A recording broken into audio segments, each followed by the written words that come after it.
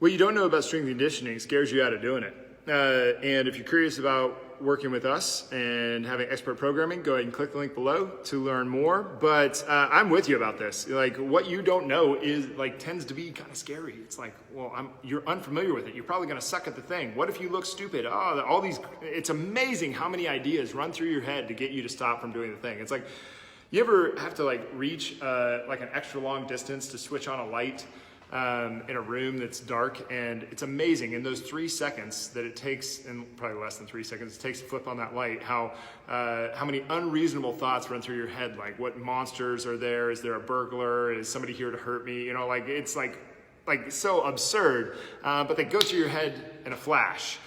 Now, what happens over the course of long periods of time, like your drive to the gym that you might want to join, or your drive to a personal trainer? And, like I said, I'm with you. For instance, I think polo seems kind of like an interesting game. I've never played it before. And I think I would be terrified to just walk into a polo club and be like, hey, can I have a mallet? Because I've never done it. And I think, I've been in a weight room, weekly. I've spent time in a weight room weekly since 1997. Every single week. I bet you, I don't know, if I could say that I've gone a whole week without walking into a weight room since 1997, that's kind of crazy, but it's probably accurate. That's when I really started strength conditioning. Before that, it was I usually tell the story about harassing the weight set in my grandma's basement, which is true, but I only had access to that maybe 3 to 4 times a month. The real lifting, the majority of the lifting that I did was actually behind my dad's shed on a farm. It was just this iron pit with these old axles and tractor parts and heavy things. And I basically just tried to emulate what I saw the American Gladiator guys doing. But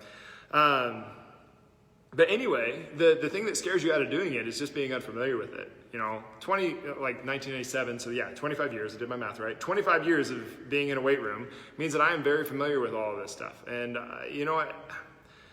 when I first started doing this stuff, it was super, it just seemed really simple. It was you just lift weights and you get big and strong and it's awesome. And then I started getting into it, and eventually I had so many exercises in my repertoire that I couldn't just put them all into every single workout. And then it got kind of complicated. I was like, wait, how do people program? Which exercises do you do on what days with what rep schemes, how much weight? And then it got really complicated when I started training other people. Because then you're dealing with other circumstances that before you're just training yourself, right? And then you start training other people, and you're like, man, this gets really complicated. And then I was training other trainers how to do what I was doing, and then I was trying to, but I do think that there is a point where I hate to claim master status or something like that, but I've been doing this for a really long time, and I'm a nut, and I've read a lot of books, and been to a lot of conferences, met with a lot of coaches, and had a lot of coaches.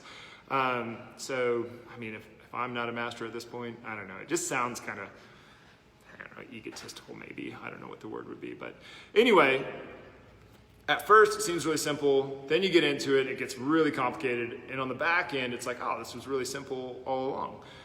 And I think ultimately you'll find that when you first show up, it's scary. And then you start getting into it and you're less scary, more fun. And then eventually it's just this is a great time. Why didn't I do this sooner? I can't tell you how many times I've heard people say, I wish I would have done this 20 years ago. But if you're scared of doing this, you're going to end up not doing what you know is best for you.